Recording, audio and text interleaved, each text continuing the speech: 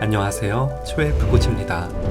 인간은 물 안에 있다는 말이 있습니다. 잘 알려진 대로 우리 몸의 약 70%는 수분으로 이루어져 있고, 이를 달리 말하면 우리 몸속 물이 건강을 좌우한다고도 볼 수 있습니다. 체내에 수분이 부족하게 되면 신장 내부의 작은 필터가 고장날 수 있으며, 이는 신장결석 그리고 감염의 원인이 됩니다.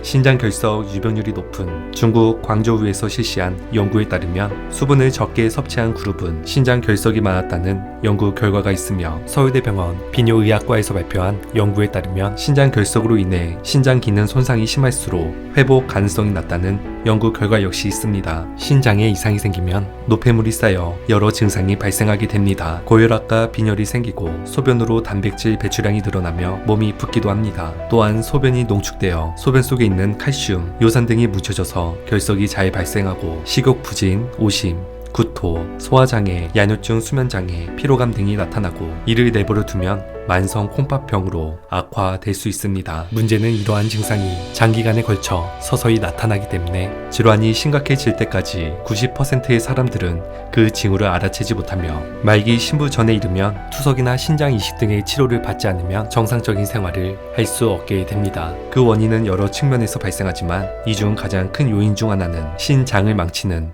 잘못된 물 마시기 습관입니다. 첫 번째는 갈증을 느낄 때 돼야 물 마시기입니다. 단순히 목이 마르다고 느끼는 갈증은 우리 몸이 보내는 수분 부족 신호일 수 있습니다. 갈증을 느낄 때 우리 몸의 세포는 이미 탈수 상태이기 때문에 중추신경에서 구조 신호를 보냅니다. 또한 장기간 이런 상태에 노출된다면 신장의 독소 배출 능력이 크게 떨어져 신장병을 유발합니다. 특히 목이 마르다는 것은 심각한 탈수와 갈증의 신호이니 이때는 참지 말고 바로 물을 마시는 것이 좋습니다. 두 번째는 한 번에 물 많이 마시지 않기입니다. 하루에 얼마나 많은 수분을 섭취해야 하는지에 대해서는 여전히 많은 의견이 존재합니다. 사실상 물 섭취량은 개인의 체격, 몸무게, 활동량, 환경 요건 등에 따라 달라지며, 수분 함량이 높은 과일과 채소를 많이 먹은 날과 맵고 짠 음식을 많이 먹은 날, 물을 마시는 양은 달라지게 됩니다. 일반적으로 성인의 경우 하루 약 250ml짜리 잔으로 8잔을 마시는 것을 권장하고 있으며, 세계보건기구는 하루 2리터의 좋은 물을 마시는 것만으로 인간에게 발생하는 질병의 80%를 예방할 수 있다고 말합니다. 하지만 우리 몸에 꼭 필요한 물은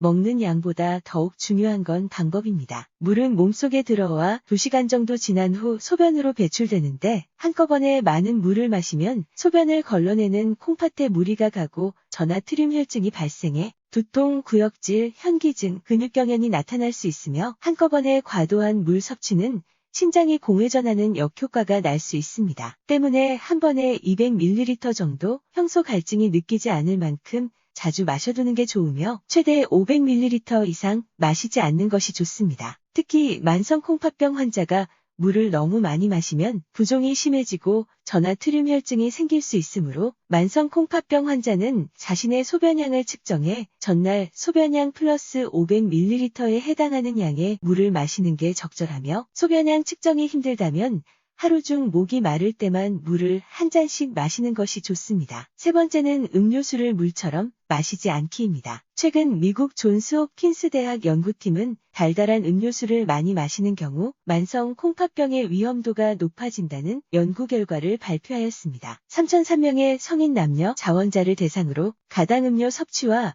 만성 콩팥병의 관계를 조사한 결과, 가당 음료 섭취량이 가장 많은 그룹이 가장 적은 그룹 대비 61% 정도 더 많은 만성 콩팥병이 생겼다는 사실을 확인했습니다. 또 다른 연구에서 24시간 안에 탄산음료를 2캔 이상 마신 여성들에게서는 단백뇨증 발생률이 1.86배 증가한 것으로 확인되었으며, 탄산음료를 많이 마시는 여성 중 17%에서 초기 신장병 증상이 발견되었습니다. 연구는 설탕이 첨가된 음료와 더 높은 신장 질환 위험 사이에 연관성이 존재한다는 걸 발견한 것이며, 장기간 음료수를 물처럼 마시게 되면 음료수의 당분, 인산염분이 인체 칼슘을 소변을 통해 대량 배출시키기 때문에 신장 결석으로 이어질 수 있습니다. 네 번째는 장기간 진한 차 마시지 않기입니다. 지나치게 진한 차는 몸에 좋지 않아 우리 몸의 위는 물론 신장 건강에도 해롭습니다. 커피, 차, 탄산음료, 드링크는 카페인이 들어있다는 것이 공통점입니다. 때문에 다량으로 섭취할 경우 신장에 스트레스를 주어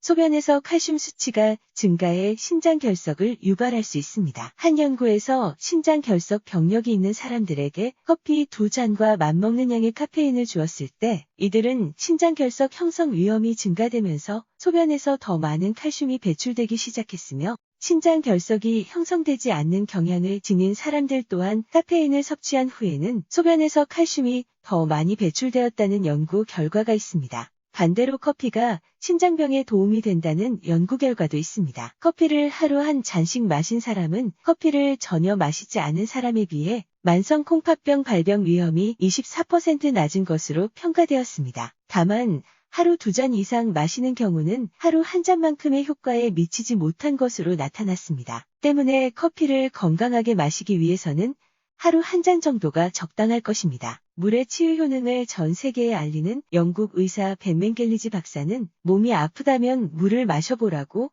우선 권한다고 합니다. 벤 맨겔리지 박사의 연구와 주장에 따르면 충분히 수분을 섭취하면 혈액의 끈적거림을 희석해 심근경색과 뇌졸중을 예방할 수 있고 시멘트와 물이 만나면 단단해지듯 물을 마시면 자라나는 뼈를 더 굳게 해 골다공증도 줄일 수 있으며 물이 천연 이뇨제 역할을 하기에 고혈압도 낮추고 항당뇨 성분 트립토판을 증가시켜 고혈당도 낮추고 물은 수면을 촉진하는 멜라토닌 생성을 도와서 숙면을 돕고 세로토닌 분비도 도와서 행복감과 진정 효과도 가져다 준다고 합니다. 나름대로 물 마시는 습관이 있다면 그것을 따르는 것이 가장 좋지만 습관이 들지 않았다면 물 마시기 스케줄을 정해두고 그대로 따르는 것도 일정량의 물 마시기를 실천하는 좋은 방법입니다. 벤 맨겔리지 박사는 일상생활 속에서 물을 마치 약 먹듯 시간대별로 의식해서 마시는 게 좋다고 말합니다. 기상 직후 물 한 잔 마시기입니다. 자는 동안 땀, 호흡으로 인해 수분이 500ml에서 1리터가량 방출되면서 우리 몸은 수분 부족 상태이기 때문에 일어나서 양치 후 물 한 잔을 마시게 되면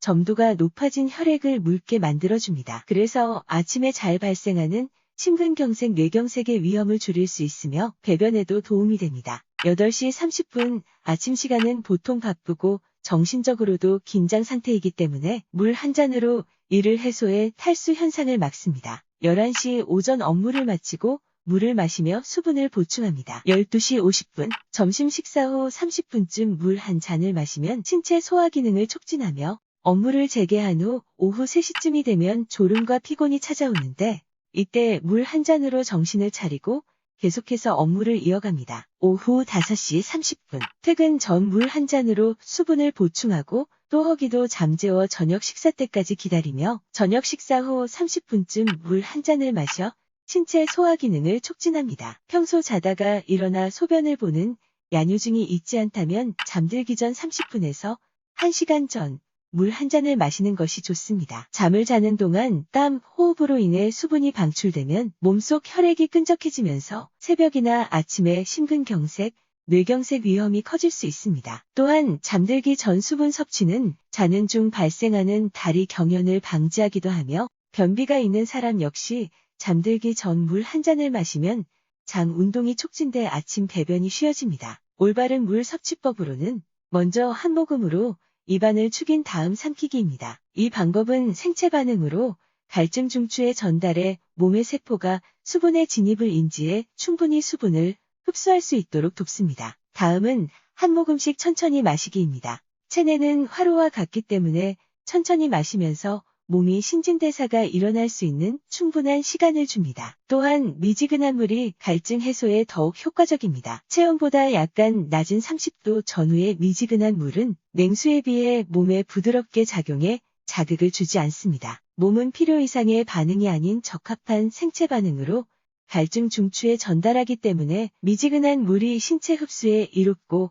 갈증 해소도 더욱 빠릅니다. 찬물을 마시면 자율신경계를 과도하게 자극해 부정맥 등 심장 이상이 생길 수 있으며 또한 우리 몸이 정상 체온으로 올리는데 불필요한 에너지를 쓰게 됩니다. 특히 고령자나 허약자는 기초 대사량이 떨어져 찬물을 마시면 체온이 더 감소하고 위장 혈류량이 떨어져 소화액 분비 저하 등이 생길 수 있습니다. 우리 몸은 대개 나이가 들수록 수분을 잃어갑니다. 노화는 곧 타고난 생명력과 습기를 잃어가는 과정이라고도 하며 나이가 드는 것은 몸이 차가워지는 것이고 죽는 것은 건조해지는 것입니다.